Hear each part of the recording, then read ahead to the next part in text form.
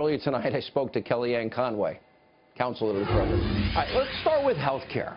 I'm trying to put aside my anger tonight and be more solution-oriented. I've known you for over 20 years. We've talked about health savings accounts for 20 years. Yes.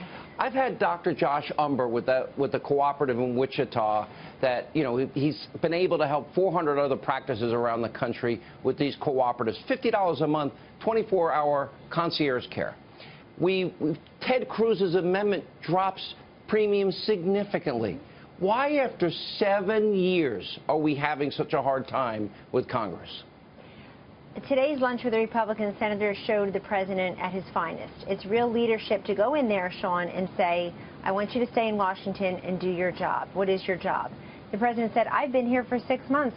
You've been here for 7 years, promising in 4 consecutive election cycles to repeal and replace Obamacare.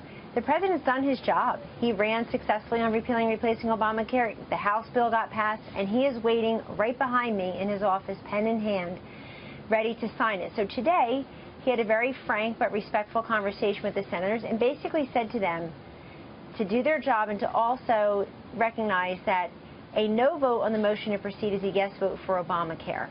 And really, why are we doing this? We're doing this because of what you just said. We're doing this because Obamacare has failed for many Americans. You have 83 insurers that have fled the exchanges, with a dozen or two more promising to do so. You have premiums that were predicted to go down by $2,500 have gone up by an average of close to $3,000. You have 6.5 million Americans willing to fork over $3 billion to the IRS, Sean, in taxes and penalties rather than pay into Obamacare. And most importantly, over 1,300 counties now, if Obamacare is not repealed, over 1,300 counties will have one provider. 40 counties have 0 providers. That's not a choice. And so this is why we're doing it. I just want to say one thing. You mentioned HSAs, health savings accounts.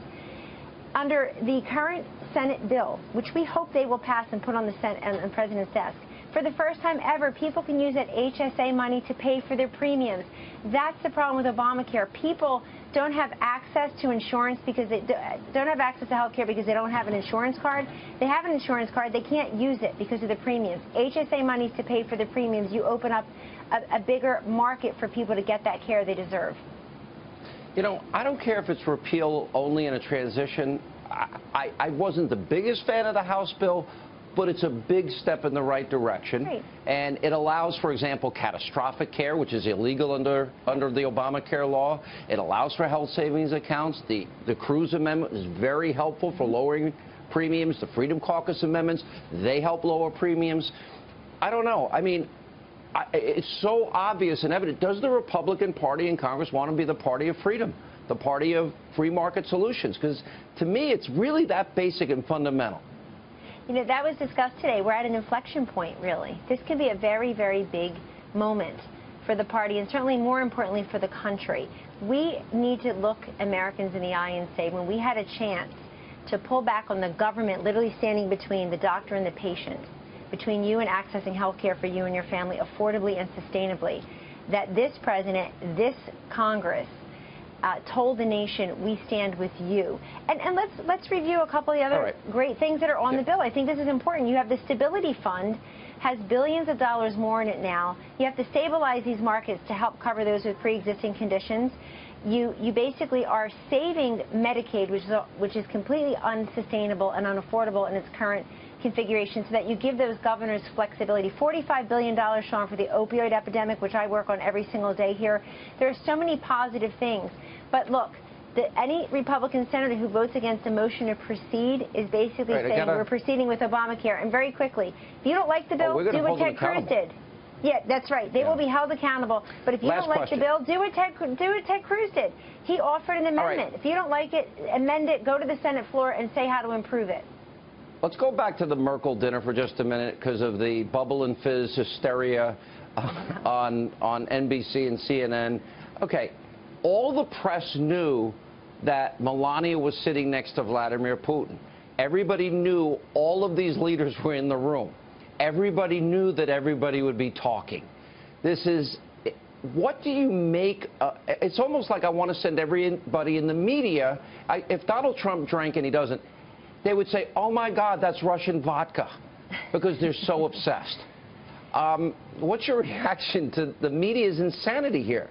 Well, while we talk about America, particularly Made in America Week here at the White House, Sean, they get to talk about Russia, Russia, Russia again. But this one really is over the top. As you say, it was a concert and a dinner hosted by Angela Merkel.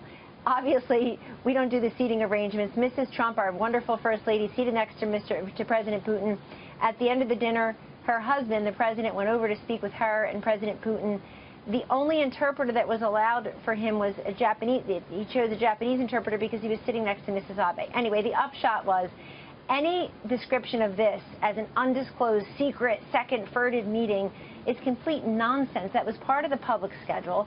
This is what leaders do. They talk to each other. They talk to each other in sit-downs for 2 hours and 15 minutes, just as President Putin and President Trump did. And they also talk to each other when their spouses are seated next to the world leaders. And so this is just another attempt to bring Russia into the conversation. Here at the White House, we were talking about Made in America. These people with their goods and services that are made in America, very proud from all 50 states here. The president's doing a great job putting American workers first and keeping these American factories open. Listen, Kellyanne, you and I both know they're never going to report on the good news. They don't seem to care about North Korea, Iran. They don't seem to care about getting Americans off of food stamps, out of poverty, and back to work.